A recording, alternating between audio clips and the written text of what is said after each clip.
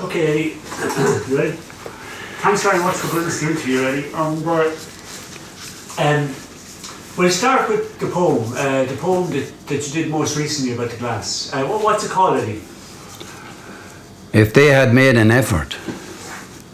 I wrote that on the 25th of January 2010, 8 years ago to be precise. The heart that beats within my breast feels very sad today. I never thought they'd close the glass, especially that way. And when the clock was ticking, as the last few years passed by, this world-famous factory was cruelly left to die. The nicest people in the world, for 60 years and more, built up this famous factory, and they had pride galore. The government then chickened out, with no inquiry made as to where the workers' pension went and why they refused aid. TD should hang their heads in shame, and the local council too. If the factory was in Dublin, they'd have saved it in my view. The factory could well have been saved if they only had the will. If they had made an effort, it could have been there still. I don't accept the point being made that it is in the past. They don't belong forgetting. People forget too fast. Brilliant. Thanks very much for that. So Eddie, as I said to you earlier, the format is we ask first of all about your family, who they were, who's your mother's people, your father's people, how they arrived in Waterford. Right. Well, I suppose to begin with, to spell my surname is Sauvage. And that comes about because my great-grandfather was a sailor and lived born and reared in the Channel Islands. And he came to Newport in England for 6 years, and then he came to Waterford at 26 years of age. And he met and married a widow called Katie Thomas. And they got married and had 6 children. So they ran the poultry business in High Street, which is still there today. It's an ABE bank or something. And they had a poultry, and they used to dispatch all the poultry and meat to Liverpool. So one of the family actually was Tommy Smith, the Liverpool full-back at one stage. And one of the 6 children went to Liverpool and stayed there. And my great-grandfather is buried in Ballygunner, and my great-grandmother, Cassie Thomas. That was he died at 38 years of age. Died sudden one St. Stephen's Day. And my grandfather then, Davy Sauvage Sr., became a bookmaker, and he had 7 bookmaking shops. So most of my brothers went into the bookie business as my father and grandfather and Uncle Hughie. So when it came to my turn, I decided I didn't want to go into the bookie business, and the reason being is my late mother and father, I used to hear them talking. And when my father come in from the dogs, she'd say to him, "Well, Davy, how did you do?" And if he lost, he'd say, "I got skint." And if he had a good night, she'd say, "How did you do tonight?" "I won a few coppers." So I said, the bookie's definitely not for me. So when I became of age, I used to go down to my grandmother after school down in Olive Street, and the boys would be playing outside in the street, the football, and I would be included. And I used to ask, who are all these fellas playing? "Oh, they're the blowers or the glass factory in Ballytruckle." So I said, "Japers, if I got in there, I'd be doing okay." So I applied actually to go into the Royal Navy through another uncle of mine on my mother's side. And I didn't get to the Royal Navy because I was to go to Belfast on a Wednesday, but I got a call for the glass factory on a Monday, and I was offered £2.04 and 5 pence. I'll take that job, I said. It looked a good bit of money at the time. So it's the only job I ever had. I was seeking the sea and water, and I wound up in fire in the glass factory. The only job I ever had. Luckiest man in the whole world. I left the glass factory 3 times, and I went back 3 times. The most wonderful experience of a lifetime. I'd do it all again. And Eddie, do you remember your first day in there? I do indeed. The first day I went in there was actually the 23rd of January, 1954. And by coincidence, tomorrow is the 23rd of January, 64 years later, right? So I went in, and the late Dr. Winkleman, who was drowned actually, God rest him, he tossed up between a chap called Paddy Fleming and myself for this part-time job. So he tossed a coin and I lost, so I had to go home. So within a week or 10 days, poor Paddy went into hospital. He wasn't able for the job. So I knocked at the door and I got in, and that was it. And I looked at the blowers. And if you ever see one Paul Daniels, Magic Man, I saw loads of them. Every blower looked like magic. These bubbles were in the air and the fire, and I couldn't believe my eyes. And the first man I set eyes on, they used to call him Busty Hoffman. He was so fat, the poor man, he was great. And I cared a lot. The Germans had a great way about them. They couldn't believe on arrival.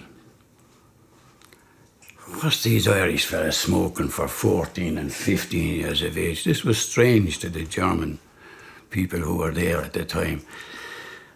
And a couple of the Germans, they only had 5 words in English, Oliver. 5. And if they wanted to express a thing to you, they'd say, "You no have the interest." If they want to get at you, that's what they'd say, "You no have the interest." That's the only English they knew, if a fella didn't care. And in those early days, I can tell you, the quiet man was only a comic next to what went on. There was no union, there was just wildness. £2 a week, 5.5 day week. We used to have our tea on the red lead bins. And the boss would come in and he'd say, "Lads, would you not have your tea somewhere else? That's deadly poison." "Ah, we haven't time," we'd say to him. "We haven't time." It was wonderful, wonderful, wonderful. And so when you went in first, your first job then was in the blowing room? Oh yeah, I was offered to get a job in the office, but I'd have to wait for a while at £2 a week. So when I was offered £2, 4 and 5 pence, that's a lot of money. That 4 and 5 pence was a lot of money extra. So I dived at that job in the blowing, and that's how I got in there. I had no intentions of going into the blowing at all. And you weren't scared by the furnaces or anything like that? Or? No, you see, it was a people factory. It was never really, you never really worry about the furnace itself. There was a few accidents here and there. I was talking to a man the other day at Mass, 7 o'clock vigil Mass, and he said to me, "I'm 86 now, Eddie." And I said, "God, that's not too bad. I'm 81 myself.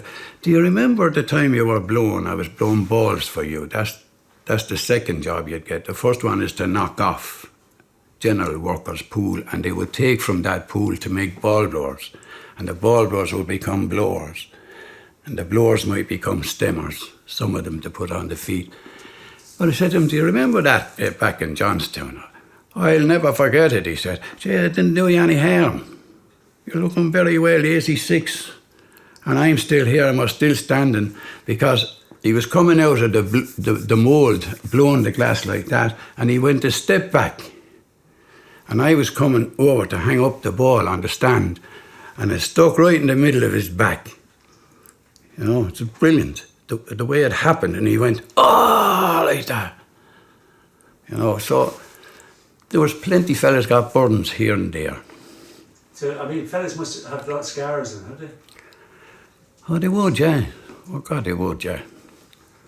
Like, I remember when I was starting when I got up on the platform to blow glass, it happened to me 1st of April. I called the boss man, Mr. Mulak. He was a German. Wrong thing to do. You can't blackguard a German like you can blackguard an Irishman, but you can't blackguard a German. So I said, Mr. Mulak, the layer is stopped. The layer takes the glass in for an hour and a half for a cooling system after it's blown to take out the stresses from the glass. So he ran up and the layer wasn't stopped at all. He came back down to me, said, he took my hand and he brought me down on soda, away from the crystal. And I was on soda then all my life for blowing until I became training manager. And they were wonderful times, like I'd never forget all these incidents. So they were very tough then, the Germans and the... They only knew one thing, how to work. They used to make their own sandals, their own food, their own shoes. They were self-sufficient people, brilliant. Had no time for messing. And the Irish lads had no time for only blackguarding and fooling around. But that didn't take from the job with the Irish fellas, but we were a different breed. Don't mind me laughing now, it reminds me of Hal Roach. You'd have to be there. It was a bit like the Wild West then, in some ways. It was the real Wild West. I can remember as if it was a minute ago, I remember a fella going up to the sink to get a drink of water. And there was a fella there in front of him. And he tried to push me out of the way and he stuck the glass in your man's face. That's the kind of a place it was. It was mad out. I remember myself when I started with a collar and tie. And I looked odd up on the platform. So I'd take off the tie and I'd leave it on the Marva. And I was getting the tie one day at 4 o'clock. And it was saturated. Your man was having a laugh. The blower had a laugh. He was laughing at me, putting me tie in the water. So if he did, I said to the fella, wait till 4 o'clock come, the last glass. When he blew the last glass, keep an eye on me, I said to him.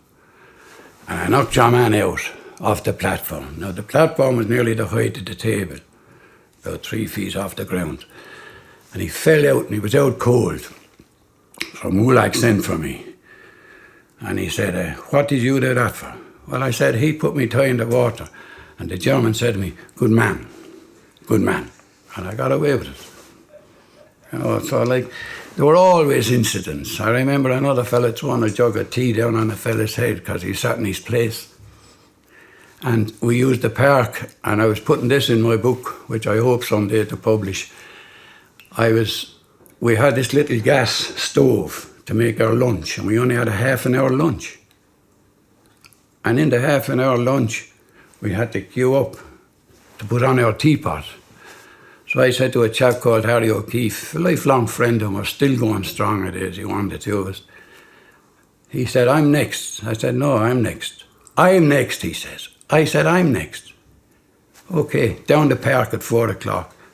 So he had a little slit in the trousers, and it finished up like a skirt belonged to a woman. We bet the head off one another. That's the way it was. You could settle everything down the park like John Wayne. It was a Wild West. There was no rule book, there was no unions. It was just, you were lucky to get the job. And there was a high turnover of personnel at the time. People didn't want to work, it was too hard. And I believe the conditions in Johnstown. Yes. Where are we now? Well, Johnstown, yeah. I believe it was very, very tough, like the heat. Well, Dr. Winkleman, for example, God rest him, when the furnace would be going down, he used to get the orange boxes. If you remember, the oranges came from South Africa or wherever in wooden little boxes. He'd throw the wood into the furnace to get the heat back into the glass. It was awful hard. And they were great times. And I remember when the Blowers Dinner Dance had come around, I was ashamed to ask for the salt at the table in the Arundel Ballroom. I was embarrassed because I had black blisters on the hand that would be going first into the furnace. You see, your hand would be first like that, gathering. And you'd have all black blisters for £2 a week on shift work. We were either hungry now or we were mad. But I mean, at that stage, was the wages better than the rest of Waterford, or was that normal wages? Waterford Glass never, ever, ever had good wages to the 1980s. I think they only gave us it then because they knew they were going to close. She came down like a plane. Don't ever think Waterford Glass crashed like that. It didn't. It came down like an aeroplane, gradually. And I think that happened when Noel Griffin, God rest him, died. There will never, ever be another Noel Griffin. He knew everybody by name. He'd find out who's that chap there. That's Oliver Breslin. And he'd come over to you, well, Oliver, how are you today? He knew every person, and he wanted to know every person. He built us up to conquer the world in a handmade craft. He got up on a lorry with his hand in the air. He said, we will conquer the world. That was in the late 50s. And we did conquer the world of crystal, irrespective of our behaviour. In 1970, we closed down soda. We used to make the public house glass soda, especially for Guinnesses. So Mr. Griffin called me in one day and he said to me, I was a shop steward in the 70s, he said, Eddie, he said, we have to close soda. We've lost the orders. I said, I'll have to see the orders. I have to see that in writing. But so he never showed us. We believed in Noel Griffin. We loved him. Every one of us loved him. And he was the managing director. And I remember in 1963, we were fed up on late shift, especially on a Saturday, and the cutters were off. You see, the blowers had 2 hearts and no head, and the cutters had 2 heads and no heart. That's the way we looked at it. We was just thrown on late shift, and the wind-out crowd put them up. They're blowers. They do nothing. They do nothing. Well, we used to have to work from the blank head. And you can well imagine, Oliver, those who like to drink had to come in and work with a blank head that Monday morning and make glass from a pot of glass. A cutter had his glass marked out for him, but a blower had to start from scratch. That's why the late Joe Critson used to say, the blowers are the kings. And Noel Griffin idolised his blowers. He loved them. And we loved him. So in 1963, we decided we had enough. We're going home, Christmas Eve. We stopped work at 8 o'clock. We all got sacked the next morning. Mr. Griffin came in and said, why did you do that? Have anybody anything to say? And I looked at him, because I always had too much talk, and I said to him, Mr. Griffin, we didn't do that to hurt you. We did that because we were fed up. Fed up at late shift, we're fed up at this. The cutters have it all their own way. And he said, you're all sacked. So we finished up anyway through Dennis O'Rourke, the union man, got us there, and we got no bonus that Christmas. He just thrown us out. And I said to him, we didn't do it to hurt you. No, we wouldn't do it to hurt you. We just did it. And I remember taking my cars out of Waterford Crystal for the 2 weeks that we were all then suspended for 2 weeks. And I started a little pool. You give in £2 a week. So we had as much money out as we had in. We worked our own way. And Mr. Griffin took us back after 2 weeks. That's how good he was. But then again, he wouldn't have had any blowers. So we were lucky. And the reason why you looked up to him was because of what? I mean, okay, he knew everyone's names and he believed in the blowers, but what else was there? What did you like about him? We liked him because he was a blower at heart.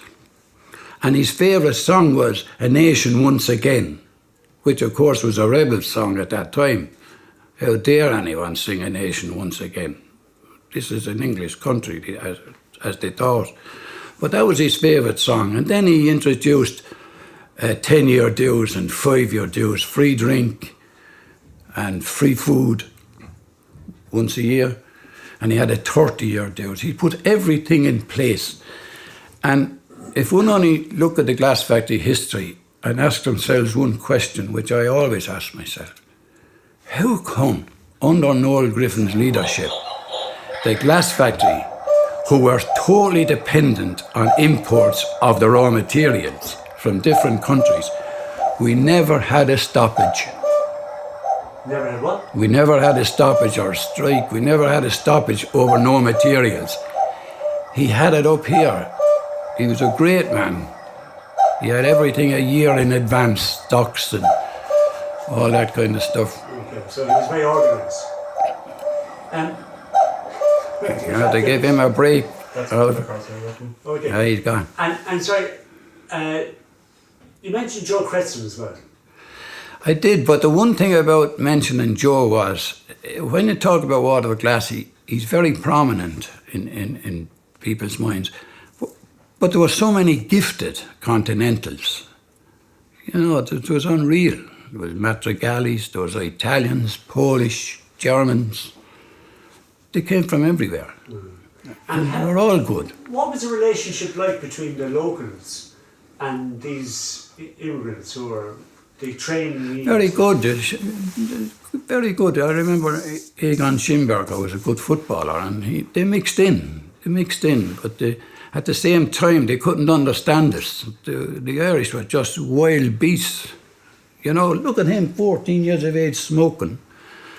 I remember one time as well on soda, I had a stick of chalk because I didn't smoke. You'd never see me without a stick of chalk. And Mr. Moolak came down one day and he said to me, "Hey, Professor," because I had the Buddy Holly glasses at the time. I was always stone blind. So he said, "Professor," I said, "what do you do with the company chalk?" I said, "That's not company chalk, Mr. Moolak. That's my father's chalk." "What do you mean? My father's a bookmaker," I said. "And he has the chalk for the board, so that's not the company chalk." So a week after, he called me into the office and he said, "Professor, come in here." And he handed me 2 shillings. And he said, "I want you to go to Tramore races and put that 2 shillings on Glasslock Monica, because his daughter's name was Monica." And I said, "How do I go out now?" "Now," he said, "get your bicycle and go." And I went out at the races on my bike. The horse was never seen again, and so it was odd when you think about it, but he didn't mind. But I remember all things like that. Oh, he was a mad character. Yeah. You couldn't fool, you can't get onto a German like you can get onto an Irishman. You know, they're a different breed. They want the job done. That's it. Go out to Tramore to the races. This in Glasslock Monica, my daughter Monica. I backed the horse. That's the kind they were. You did what you were told, or else. And I believe the Blow Room was famous for sing-songs. I couldn't think of Waterford Glass without thinking of Mossy Kelly, Mauricio Callick. Oh, he'd start off there at the night time, "O Roche de Vahawaii," and we'd all join in. It was brilliant. You wouldn't get it in the City Hall, you wouldn't get it in Town Hall, Theatre Royal. No way, Mossy Kelly was a wonderful leader, loved singing, the whole lot of us, yeah. I look back in sadness because a lot of them died, and a lot of them died in accidents, some of them. And like on that subject too, I mean, because I know we're obviously when you look back, it can be kind of nostalgic and all that kind of stuff. But it was tough work, wasn't it? And high pressure work. Jeepers, tonight nobody will ever realise how hard it was. You know, you have to gather, block it, blow it out, keep it straight. And I remember blowing 123 glasses in 1 hour, physically blown. I don't think I ever went to the toilet during working hours. I just had to work. It was piece rate. And the flames would be coming from the furnace through your hands, out onto your hands while you're trying to gather the glass. It was deadly now, you know. And I remember when I got married first, the wife said to me, "Jeepers," she said, "you know you're shouting in your sleep. Hang up the effing ball." That's the ball that be hanging up on the stand. So you do your work, Oliver, 8 hours. You turn around and you go home, you go to bed and you're dreaming of the work again. So it was non-stop in your head the whole time. Okay, so that was a lot of stress then. Stress is not the word for it. Jeepers, tonight. It's very, very, very stressful. You could never rest in peace. And you were always envious of the fella sweeping the roads in the street. Always envious of him, you know. And there's a big drink culture, wasn't it? Oh, drink. They never drank for the sake of drink. It was the taste. It was the taste of the drink. I often interviewed some of the lads who were alcoholics, and they'd all have the same thing to say. It was the taste. Like a drink off, like I work beside a blower, and he'd go through 57 pints. He'd have the bottle of Guinness in the bag. We had our own pub, by the way, and our own accounts. It's in Johnstown. Yeah, yes. You used to get the drink in Canty's pub and bring it. We had our own pub, and Danny Waters was the manager and the accountant. Fellas would come up at the end of the week and they'd say, I can't pay you this week. Why not? Have no money. Well, we have no drink then. Oh, it was marvellous. 57 points, and he was one of the most skilled blowers the world has ever known. It never affected him. You might as well be drinking water. That's how hard the drink was, you know. Right. And I mean, like, a lot of fellas didn't make it either, as regards dropped out of the factory. Oh, yeah, dropped out. I mean, there's a lot of fellas, high turnover, wasn't there? I was talking to a fella last week, and he used to work with me on soda in the 60s. And I said, I met him in Butlerstown in the school at the grandchild's party, and I said to him, tell me this, are you Paddy O'Keefe? I am, he says. The last time I saw you, I said you walked off the job in Johnstown. Where the hell did you go? Oh, he said, I said to myself one Friday evening, there's more to life than drinking. I'm not going to drink me life in here away. So he said, I just walked out, said I'd do something better. So I met him nearly 50 years later on. And that's how he disappeared that day. There was a high turnover. People just wouldn't do the job. They thought we were cracked. £2 a week, 500 glasses a day. I used to get a penny for a pint to blow it, and a halfpenny for a half pint. You know. These are the soda glasses. Yeah, fantastic. Yeah, and the crystal people would be making 400 glasses a day. And then I would put on tankers, which closed in 1970, and we reopened when soda closed. We formed a training school. So I was asked to go in charge of the training school, establish and put a training school in place. And we had a stem shop of 4 people. And there would have been about 8 of those shops. So my job then was, as quickly as possible, get that up to 57. Such was the demand for water crystal.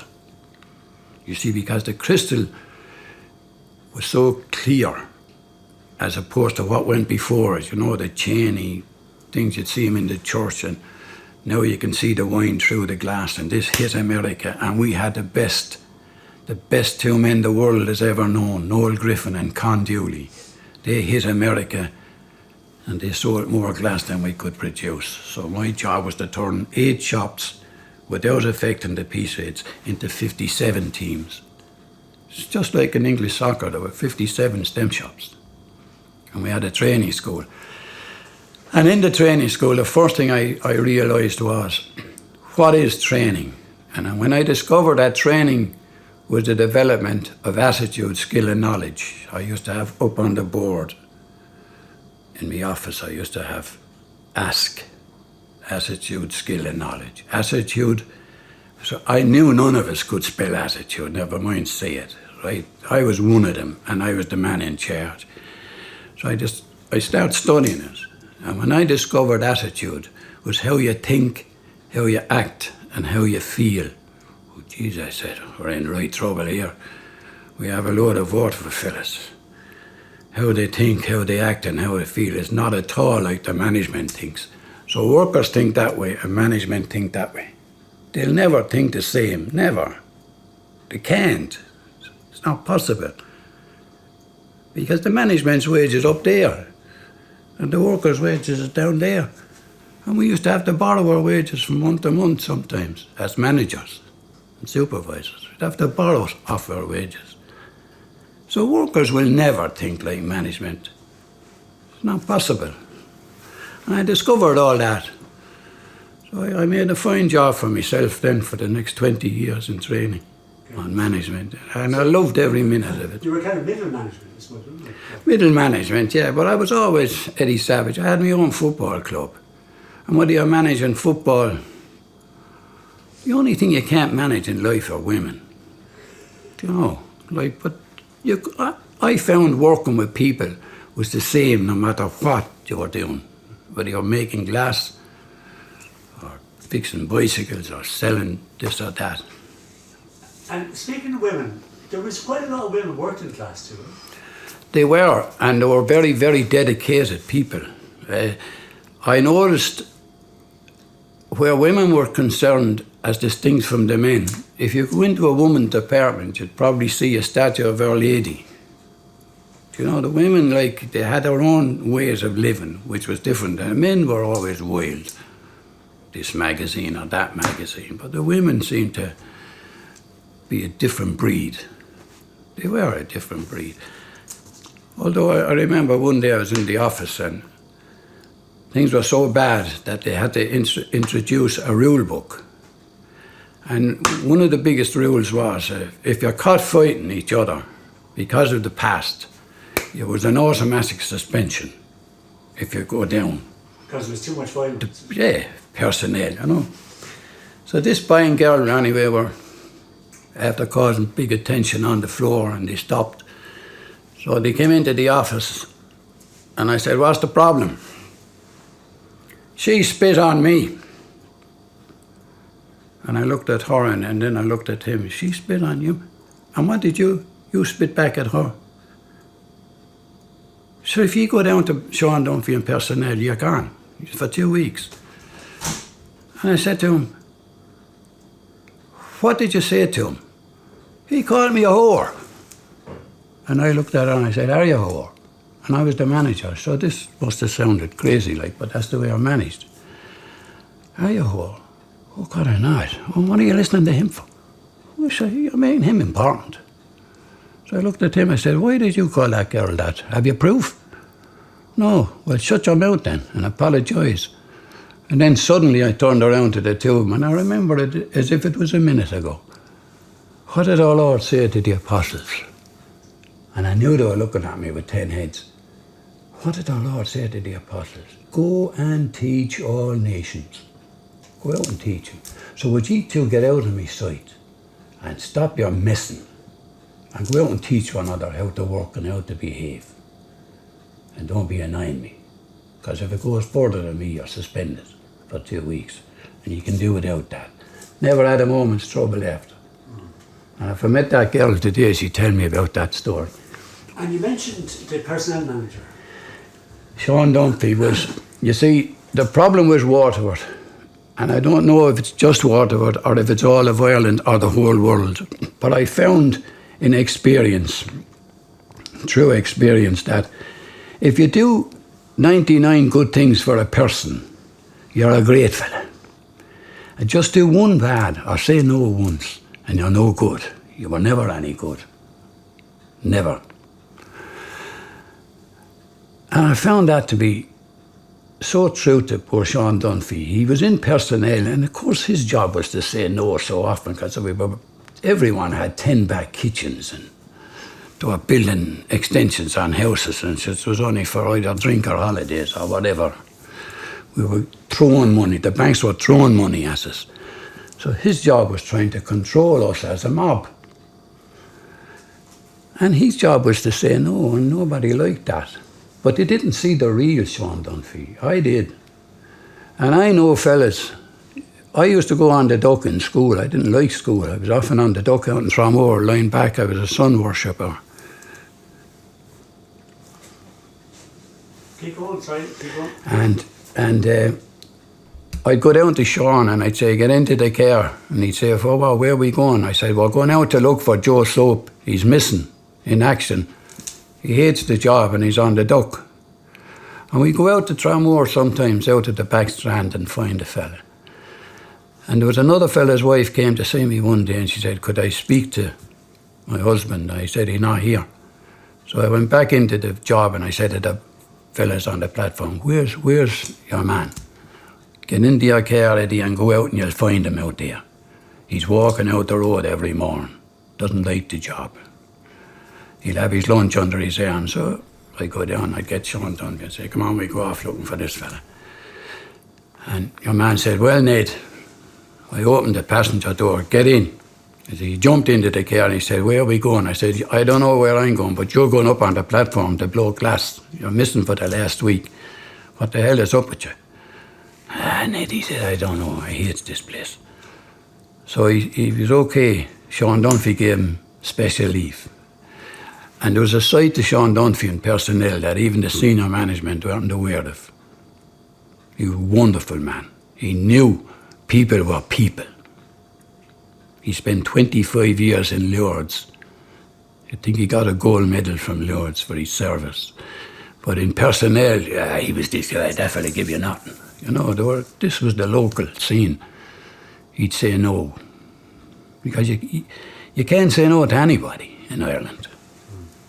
And speaking of religion and all that kind of stuff, you are a very strong Catholic, aren't you? I mean, you've been involved in writing poems all your life. Yeah, well, I wish I was. You see, I reckon I got all that from my father. He was a gentleman. He had 12 children. He never put his hand to any of us, and he was a lover of people. Everybody was the same to my father, being a bookmaker. And I felt that passed on to me. And so I love the people more than the glass.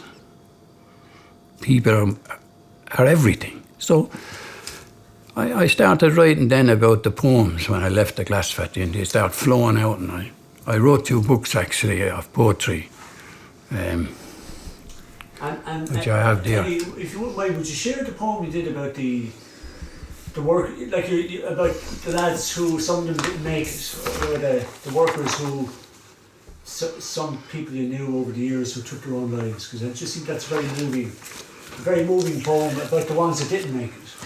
Well, I wrote this poem on the 24th of April 2018, which was last April.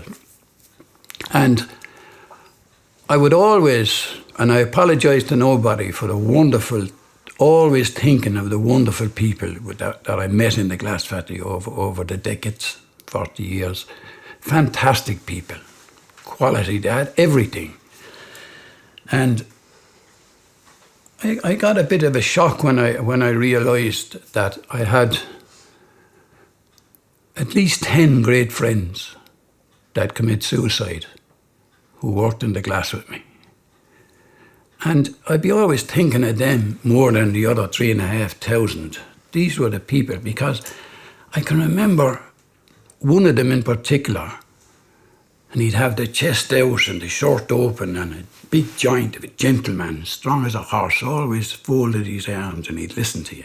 He'd listen to what you'd be saying. And I wrote this poem, which is very relevant, not just to the glass factory suicides, but to have 10 suicides in the factory all over, it's a lot.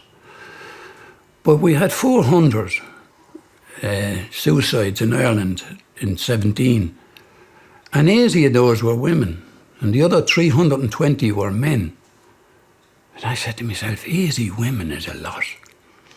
So I was looking at the 10 that I had, that I were friends with in the glass factory, and only one of them was a woman.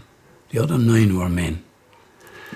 And I began to think, so I wrote this poem anyway last April. The shocking truth is hard to bear is the name of it.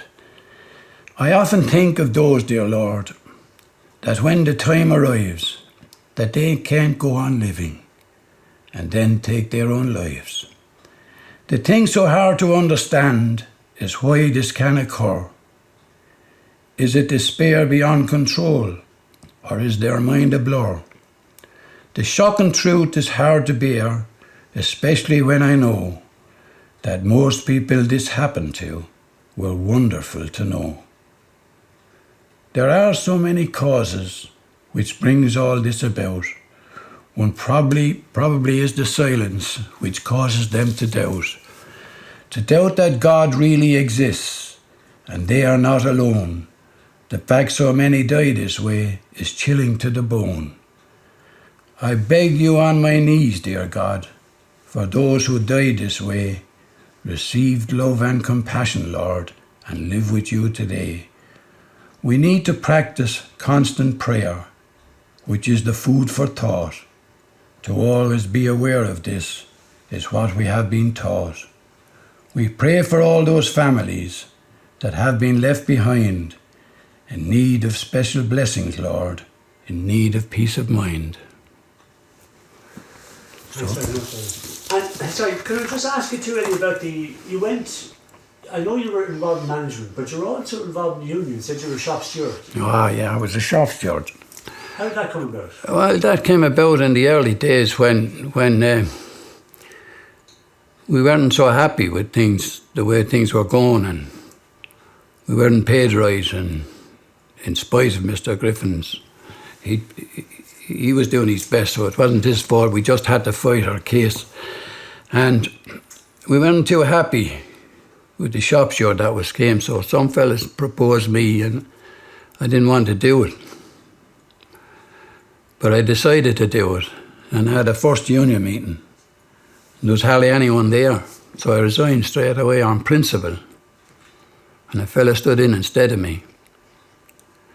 So they said, look, we'll go to the meetings. So then I got the highest percentage in a trades union at the next meeting when I went back.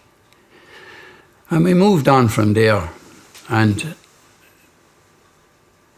I will say this, after spending 20 years on management and 20 years as a blower, it's essential to have a union, but it has to be a good union. It has to be an honest union. And I found the glass factory, I didn't like the way it was run. It was run different than me. When I was a shop steward, I always did my work first. And at 4:30, I'd go to a management meeting, a branch meeting every month. So it didn't interfere with my work performance. Now the people that I worked with had their wages. And I recall Mr. Griffin one day in Johnstown, which is still there. You can see the window in Johnstown is still there today in operation. That was our managing director's office. And I put up my hand and I said, Mr. Griffin apologised for the production manager, who was blown production manager, on his third occasion of absence. And I said, I'm not accepting that apology, Mr. Griffin. So I don't think I got off too well with the boss man after that. So if I can do it at 4:30, I have a family too. And if I can do it, be here at 4:30 and do my work all day, I expect everybody else to be here. They're the standards I had, Oliver, and I could do nothing about it. That's why I understand Roy Keane today. There's people made like that, and I was one of them. I have to have a high standard, and I expect everybody else to have the same high standard. So I got into trouble over it a couple of times, but we did well with the union. And did you move out to Kilbarry? Oh, I did, yeah. We were led out to Kilbarry by Scouse Wallace playing the bagpipes, and we had all our equipment on our shoulders, the blowers with the iron bars. And I remember going in the gate, and Mr. Healy was personnel management, and he sent for me and he said, geez, Eddie, he said, you had to stop in Kilbarry. The whole day's production, they're all stopped waiting for you to come out listening to you. There's no work being done. So that was the way it was. We marched out the whole road, out to Kilbarry. A parade, yeah. Led by the piper, Scout Wallace, who's still playing today. Fantastic. Never forget it. Oh, never forget it. And that was a whole new ballgame, wasn't it, out there? Oh, serious new ballgame, yeah. Everything was modernised, like. Oh, jeepers. And that kind of coincides too with the wages going up and all that kind of stuff, isn't it, around that time? Yeah, well, I really don't think the wages went up too much insofar as we have 57 shops, teams. So you could imagine now me going over to play for Liverpool as I am today, even though I played junior soccer all my life. Sure, I wouldn't be able to play. But yes, in a team of 4, and remember what I said about attitude, skill and knowledge, there was fellas who would have the wrong attitude be tied in with a fella who had a right attitude. And they were trying to make the same money. So your man would be dragging that shop down, that team down to the bottom. And I took it that it was my job to sort that out. So I felt I was a priest, I was a psychiatrist, I was a shop steward. In fact, I was shop steward and training manager for 2 years. Very unique situation in the 70s to be on both sides of the fence. And Mr. O'Connell sent for me one day and he said, Eddie, I'll have to take your union card off you, but I look after you. They looked after me to a certain extent, but they still had to borrow me wages sometimes to keep going, you know, as did all the other managers and supervisors. And how did that work as regards, you know the way you're saying that, we say in the cutting section there'd be like 6 fellas, and some of them wouldn't be motivated to kill themselves, and others wanted money because they had mortgages and all that kind of thing. How did you manage to kind of keep that people didn't kind of kill each other? Well, I remember going, well, there were all different things in operation. Like if you have an accident on the job, you get full pay to go home. And I found, as a training manager, I found it very disturbing that some of the lads were saying, just burn me hand there. And they get built like that, and they go down to the nurse and they'd be gone home for the day. And I followed a couple of fellas' records, and I'd get the girl in the office to put it on the overhead projector. And I remember one day bringing in a fella, and I put on the overhead, if that was your heart, you'd be dead now. What the hell are you doing?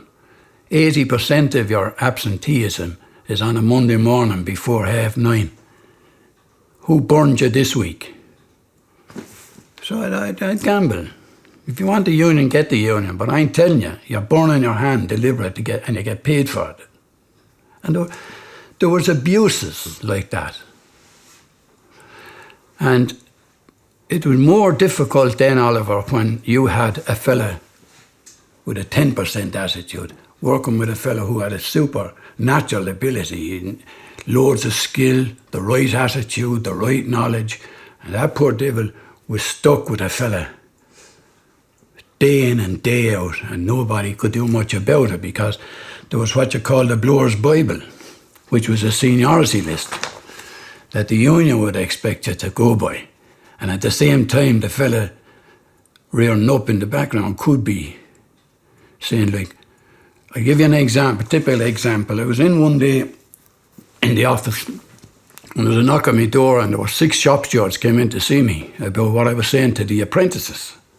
And I said, what am I saying? You're telling the apprentices to be in at 7:30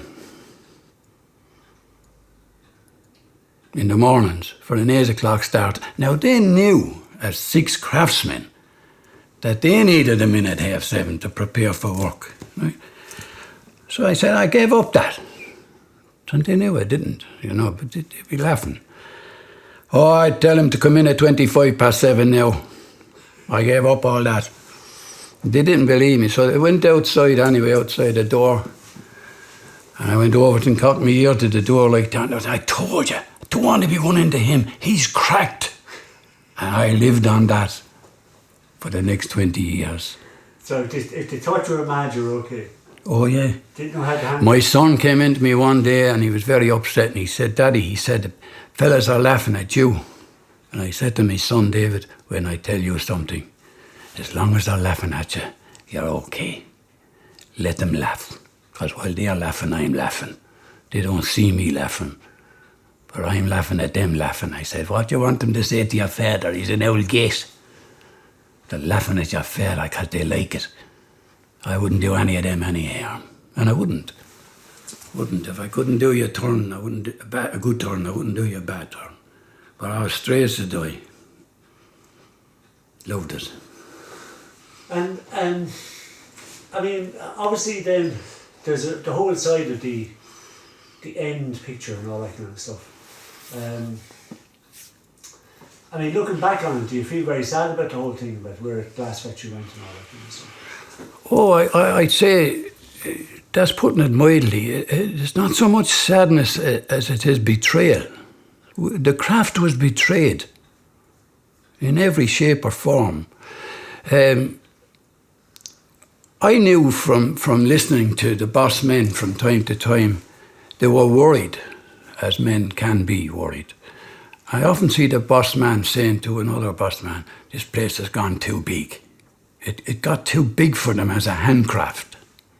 500 blowers, 500 cutters, 500 general workers. There's a lot of people. And one man at the top is trying to worry about the sales and the wastage in the factory and what's going wrong. We're not getting enough glass out. And you could make 400 glasses a day, and we'd be lucky at the end of the factory to come out in the process. You'd be lucky to get maybe 80. They'd be all lost along the way with different faults and situations. I remember one time there was a fella, he was the minister for dirt, they used to call him, because he was looking after all the trays, plastic trays. And then another fella got a brainwave, and he started putting cardboard boxes in instead of the trays. The trays may have cost the company 10 pence, but this fella thought he was a wise guy, and they'd only pay a cardboard box with the sections, we say a penny. So he felt he was saving, but he didn't see the damage the cardboard box had been doing, all collapsing with the glasses and the breakages and everything. So the first fella was right, and the second fella thought he was God Almighty. He wasn't as clever. And then they changed in the 80s in Kilbarry. They start getting ideas of getting fellas from the college. So the fellas from college had come in over the craftsmen, promoted craftsmen who knew the craft. And they'd have their pen and holder on the desk, and their calculator. And so we couldn't add up 1 and 1. But we were some craftsmen. We could do that because we had a touch. People learned to touch. We had a touch. I remember when I was applying for a job in the glass factory in 1953, it was at the start. The doctor didn't want to pass me because my left eye was never any good. But what the doctor didn't realise was, it was a sense of touch. Like a blind man can't see at all, but he can play the piano. And I could blow millions of glass with 10% in that eye. So there's a lot to learn, even for a doctor. It's all about touch. So I learned so much, but I learned more in the 4 years that I was outside the blowing room. After the collapse of the first 1,000 people went to training school, because there was nobody to train. And I see that in the priesthood today as well. The top men up in Maynooth had to go out into a parish because there were no priests to train. Saw that happening more than the glass factory. And I witnessed that in the glass factory as well, that decline. So there was no one to train. So I became, I suppose, an embarrassment that where are we going to put Eddie? Because he won't leave. And I was entitled to full pension on the 31st of October. I was 50 years of age in 1987, and I turned it all down. And they couldn't believe it. But you see, I had seen my father, God rest him, handling thousands and thousands and thousands of pounds as a bookie, interacting. Money never came into my scene. It's people. I love people, and I wanted to stay. I had the best job in the world. Nobody had a better job than me. I was after creating it, from a fellow with no backside in his trousers all the way up to attitude, skill and knowledge. I'll teach all that to the people. They thought I was a genius. Sure, I wasn't. We didn't know how to spell attitude, skill or knowledge. And then, Oliver, as I say about attitude, talk about skill. Skill is the ability to perceive slight changes in the task from moment to moment. So when you have a fellow with that level of skill, and he's working with a fella who's limited skill, you're trying to match their wages on piece rate, it created all sorts of havoc. I remember one day a wonderful blower, but he was always in trouble with absenteeism and drink. And I said to him, look, I'll tell you what I'll do. We'll go to Mass every morning at 7 o'clock and I'll try and get you straightened out. And he made every effort. He'd be up at 6:30 waiting to go to 7. But he didn't make it. He was the drink was too deep into him. But what a wonderful pair of hands. But he hadn't the attitude. The drink had taken him. Because he's dead too. But so I could spend centuries talking about what I learned. But I learned more about the glass factory and materials handling and faults. And I solved a problem in the 4 years that I was outside the blown because I had no training. I went into personnel. And then I designed training programs and induction programs for the general workers. And I discovered more hazards and mistakes, and I solved a 40-year problem that was in the blown room that the blowers were being blamed for. At the end of the day, you might have 400 glasses, so when they come around and ask you, how many did you make, you'd say 400. And you might get 380 the next day, and you say, I'm short 20. Yeah, if you made them, you'd have them. That was the answer.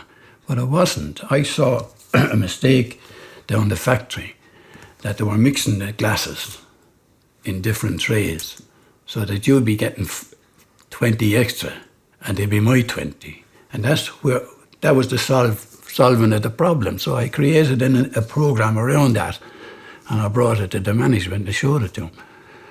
So it was brilliant. It was a brilliant factory. Well, you came from a family that'd be very mathematical anyway. I mean, bookies have to be... You have to be extraordinary with numbers. Yeah, well, you would, yeah, but I was never good. Like, my father was a genius. I was never a genius. It's in the blood. Yeah. Eddie, we'll finish with the poem you did about was it the 10,000... Yeah, 10,000 fingers. Yeah. Mind you now, that one, Waterford's for sale, is appropriate up to today for different things. And this was written when? This was written on the 30th of June 1993, I wrote this. Okay, so at that stage you knew... I was left the factory a year at that stage. But you knew things were going bad. Oh, yeah. Yeah. All I was seeing was all my colleagues that were the best blowers in the world, that had topped the world in a little city called Waterford. Topped the world. And I saw them pushing prams. For the first time in my life, I saw blowers and stemmers pushing the prams of the grandchildren around the town. I thought it was terrible. It was terrible. What a wasted talent. Not that it was wasted on minding children, but that was always noted to be the mother's job. So I wrote this anyway, 10,000 fingers now asleep. So I thought about the 10,000, the 1,000 craftsmen and the wonderful fingers and they holding it up and blowing. And it says, 10,000 fingers now asleep, no more to blow or cut. I wonder if those fingers are now just in a rut. They put the sparkle in the glass, 4 decades passed them by, till someone's bright idea then hung them out to dry. Those fingers had such talent, when driven by the brain, it seems an awful pity they forced them down the drain. Those fingers God created, in turn created craft, to birth by all their mothers, who gave them strength to graft. And all those little offspring, who would have followed on, must now seek an alternative, for them the craft is gone. The miners in the coal mines, who seemingly the same, lost out to automation, the cutbacks are to blame. But cutbacks are the thoughts of men who selfishly succeed, whose fingers never knew a craft and seldom known to bleed. So, that's it in a nutshell. That's lovely. I mean, it is sad when you think of it, like that the present generation don't get a chance to explore the craft that you explored, which is such a part of Waterford. Oh, it's unbelievable. Unbelievable that it was allowed to happen. I mean, I know for sure that, like, even today's Waterford, we were never on the map in this country. Never. And yes, we topped the world in handcraft.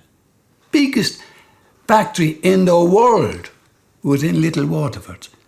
And they closed it down because they wanted more money out of machine-made glasses. A can of oil, one fitter would replace 20 blowers. What a disgrace. So I wrote another one then in 2009, and I called it Waterford's for Sale. Yeah, it's for sale. Waterford is for sale. The biggest factory in the world is for sale. I've said it many years ago, this government would fail. Because of their incompetence, now Waterford's for sale. It's not today or yesterday, corruption was in place. What they have done it to Waterford is truly a disgrace. When I think of all those ministers who robbed the country blind, with one of them in finance, with pockets truly lined. They knew the cost base was too high in the country as a whole, but they just turned one blind eye, leaving thousands on the dole. If I was in the Fianna Fáil, I'd hang my head in shame for what they done to Waterford, destroying its famous name. The greatest factory in the world, where crystal was concerned, have closed its gates in Waterford, and respect that it had earned. We're a soft target for everyone, we're dummies to be sure. People need to stand up more before there is a cure. So doesn't it apply to the health? Everything. Yeah. Where is Waterford? Thanks very much, Eddie. Pleasure. That was great to get. Pleasure. Thank you. Would you like a cup of tea or coffee? I don't know.